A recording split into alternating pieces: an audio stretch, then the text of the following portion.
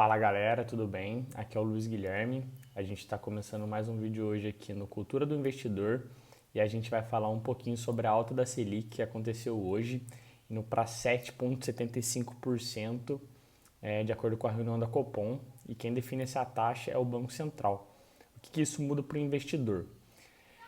Títulos de renda variável, por exemplo, como ações e fundos imobiliários, tendem a dar uma estagnada, porque quando a taxa de juros no país é muito alta, as pessoas preferem investir é, em títulos de renda fixa atrelado aos juros, ao invés de se arriscar no mercado de capitais.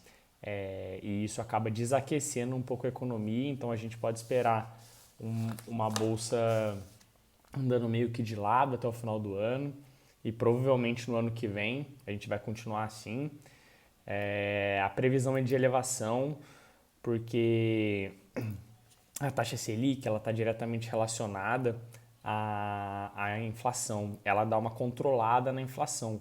Como somos um país emergente, quando a gente mantém uma taxa Selic alta, o investidor estrangeiro ele toma risco lá fora para investir no país. Então ele compra real. Se ele compra real, o dólar abaixa. Se o dólar abaixa, a gente consegue controlar a inflação.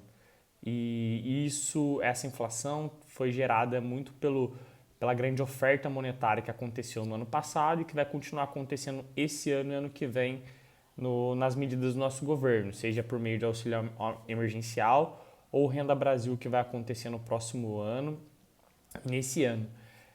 Esse aumento de oferta monetária sem o aumento da produtividade do país acaba gerando uma inflação muito alta. E para controlar essa inflação, o Banco Central agora, logo depois de uma chamada de atenção do nosso ministro da Economia, Paulo Guedes, falou que eles estavam correndo atrás da inflação, né? Porque no Brasil a taxa de juros normalmente ela sempre teve acima da inflação para controlar a inflação. É assim que a gente aprendeu a controlar a inflação desde a nossa crise hiperinflacionária da década de 90. E, e com isso, a gente começa a aumentar a taxa Selic, indo atrás da inflação para tentar segurar ela. E ela vai continuar elevada no ano que vem, tanto a taxa Selic quanto a inflação no nosso país. Então, muitas pessoas procurando estabilidade vão procurar títulos de renda fixa, o que vai desaquecer o mercado de capitais, que são a bolsa de valores, já que ano que vem é ano de eleição, normalmente passamos por momentos de instabilidade política, sempre tem aquele medo de um governo mais de esquerda assumir o poder e tomar medidas que sejam mais parecidas com o socialismo, o que eu acho difícil no Brasil, mesmo em governos de esquerda, somos um país democrático. Realmente tem algumas coisas que podem atrapalhar um pouco o andar da carruagem do nosso país, medidas que eles podem tomar, mas também são medidas que o governo atual também já tomou, como por exemplo, despejar dinheiro na economia, fazer populismo e, na verdade, independente do nosso país se está um governo de esquerda ou direita, a maioria deles são governos populistas que não querem reduzir gastos públicos, querem continuar gastando e isso acaba acarretando num país pouco produtivo e muito complicado de se investir.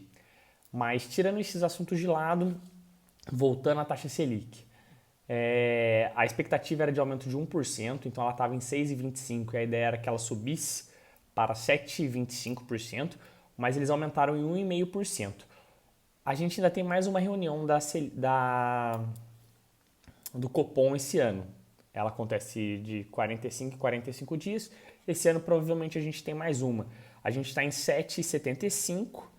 Provavelmente eles vão aumentar em mais 1,5%. Então a gente vai terminar o ano com uma taxa Selic de 9,25%, que é uma taxa Selic alta, o que vai trazer muita gente para a renda fixa, inclusive a ideia é que traga o investidor estrangeiro. E, e é isso, pessoal. Qualquer dúvida de vocês, pode deixar aí nos comentários, a gente falando um pouquinho sobre o que acontece na economia no dia a dia do país.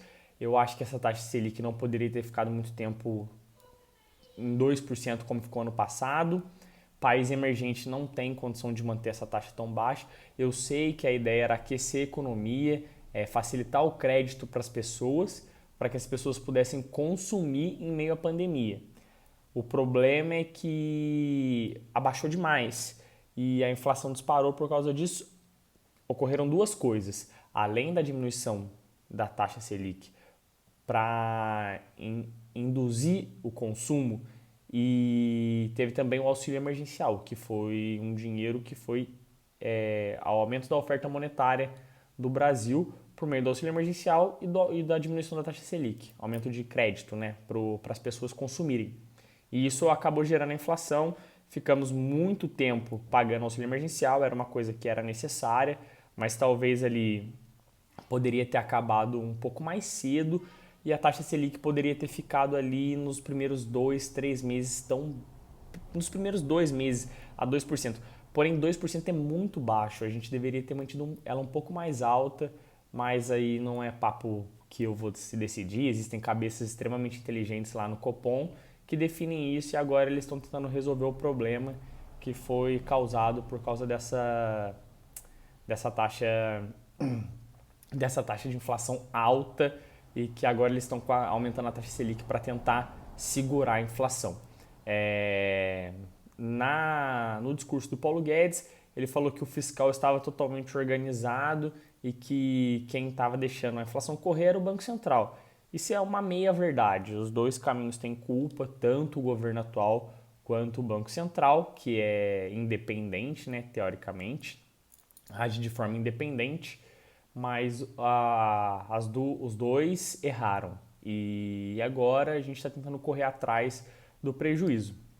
E isso vai dar uma atrapalhada no andar do nosso desenvolvimento na Bolsa de Valores, no mercado de capital, que vai acabar sentindo um pouco com a taxa de juros alta e vai ter que subir mais do que deveria se tivesse mantido ela um pouco maior lá no começo. Mas é isso. Qualquer dúvida pode deixar nos comentários. Eu estou aí para tirar a dúvida de vocês. Se tiverem alguma coisa a acrescentar, alguma informação nova, só me falar. Eu pretendo lançar vídeos semanalmente. Esse aqui é o terceiro vídeo que eu estou fazendo. E muito obrigado a todos.